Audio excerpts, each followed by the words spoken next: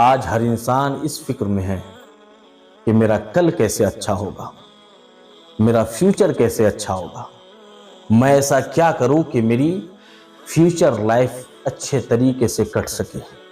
میں ایسا کیا کروں کہ میری آگے کی زندگی بہترین طریقے سے کٹ جائے، میں ایسا کیا کروں کہ پھر بڑھاپے میں مجھ کو کسی قسم کی کوئی تکلیف نہ ہو،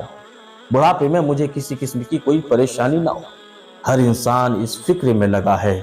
کہ میرا آنے والا کل یعنی دنیاوی کل میرا اچھا کیسا ہوگا۔ ہر انسان اس فکر میں لگا ہے کہ میرا بڑھاپا یہ کس طریقے سے اچھے طریقے سے گزرے گا، اس فکر میں لگا ہے، اور پھر اسی فکر کے تحت وہ اس دنیاوی زندگی کو گزارنے کی کوشش کرتا ہے۔ پھر نہ حرام کی تمیز کرتا ہے، نہ پھر حلال کی تمیز کرتا ہے، نہ اسلام کو فالو کرتا ہے، نہ پھر شریعت کی پابندی کرتا ہے۔ چاہے اب اپنے فیوچر کو، آنے والے کل کو، آنے والی زندگی کو اب بہتر بنانے کے لیے اگر ان کو جھوٹ بولنا پڑے تو وہ جھوٹ بول دیتے ہیں، اگر ان کو چغلی کرنی پڑے تو چغلی کر دیتے ہیں، اگر انہیں کسی کو دھوکہ دینا پڑے تو وہ دھوکہ دے دیتے ہیں، اگر کسی کو چوٹ پہنچانا رہے تو چوٹ پہنچا دیتے ہیں، کسی کے ساتھ دغا بازی کرنی ہے تو دغا بازی کر دیتے ہیں، کسی کا مال ہڑپنا ہو تو ہڑپ لیتے ہیں، کسی کی زمین غصب کرنا ہو تو غصب کر لیتے ہیں، کسی کو ستانا ہو تو ستاتے ہیں۔ یعنی کہ حرام اور حلال کی تمیز کیے بغیر شریعت کی پامالی کرتے ہوئے اسلام کو اپنے آپ سے دور کر کے پھر اپنی زندگی گزارنا شروع کر دیتا ہے، اور اللہ اور اس کے رسول کی نافرمانی کرتے ہوئے اپنی فیوچر لائف کو بہتر بنانے کے لیے، آنے والے کل کو بہتر بنانے کے لیے مگن ہو جاتا ہے۔ لیکن کسی کو اس بات کی فکر نہیں ہے کہ میرا آنے والا کل تو اچھا ہو جائے گا، ان چیزوں سے دنیاوی اعتبار سے تو میں جی لوں گا، لیکن قبر میں اپنے نبی کو کیا منہ دکھاؤں گا، قبر کی زندگی ہماری کیسے اچھی کٹے گی، قبر کی لائف ہماری کیسے اچھی ہوگی، اس کی کسی کو فکر نہیں ہے۔ میدان محشر کی زندگی وہ کس طریقے سے بہتر بنے گی، کسی کو فکر نہیں ہے۔ ہر ایک کو فکر ہے کہ دنیا کی زندگی کس طریقے سے بہتر ہو جائے، دنیا کی زندگی کس طریقے سے اچھی ہو جائے، اچھے طریقے سے 50 60 سال 70 سال گزر جائے، بس صرف اس زندگی کی فکر ہر ایک کو ہے۔ مگر جو ہزاروں سال قبر کی زندگی ہے، اس زندگی کے بارے میں کسی کو فکر نہیں ہے۔ اور قیامت کے دن 50,000 سال کا جو وہ ایک دن ہوگا،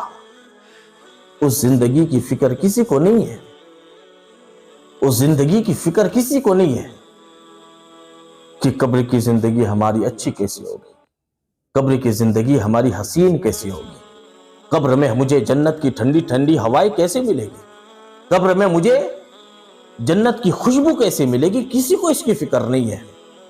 کہ قیامت کے دن میں اس گرمی سے کیسے بچوں گا، کسی کو فکر نہیں ہے۔ قیامت کے دن رب کے قہر و جلال سے کیسے بچوں گا، کسی کو فکر نہیں ہے۔ قیامت کے دن اپنے رب کو کیا منہ دکھاؤں گا، کسی کو فکر نہیں ہے۔ قیامت کے دن اپنے رب کے سامنے اپنے گناہوں کا حساب کیسے دوں گا، کسی کو فکر نہیں ہے۔ بس ہر ایک کو یہی فکر ہے کہ دنیاوی زندگی میری اچھی کیسے ہو جائے، دنیاوی زندگی میری بہتر کیسے ہو جائے، چاہے اس کے لیے حرام کھانا پڑے حرام کھا لیتے، چاہے اس کے لیے اللہ کو ناراض کرنا پڑے ناراض کر دیتے، چاہے نبی کی نافرمانی کرنی ہو نافرمانی کر دیتے، اللہ اور اس کے رسول کو ناراض کر کے ان کی نافرمانی کر کے بھلے ہی مال کمانا پڑے مال کما لیتے، بس صرف اسی دنیاوی زندگی کو حسین اور خوبصورت بنانے کے لیے۔ لیکن یاد رکھے اللہ قرآن پاک میں ارشاد فرماتا ہے وَلْتَنْظُرْ نَفْسٌ مَا قَدَّمَتْ لِغَدٍ، اور ہر انسان یہ سوچے، ہر انسان اس بات کی فکر کرے کہ اس نے کل کے لیے کیا بھیجا ہے۔ اللہ اکبر،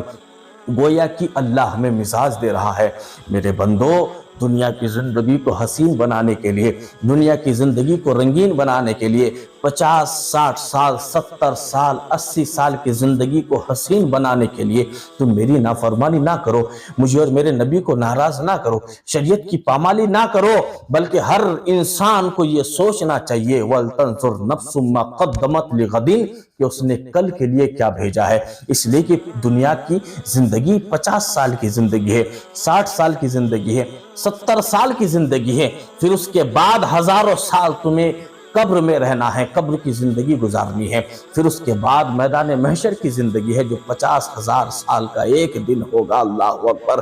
اس زندگی کے بارے میں میرے بندے تو نے کیا کیا، اس زندگی کو بہتر بنانے کے لیے تو نے کیا کیا۔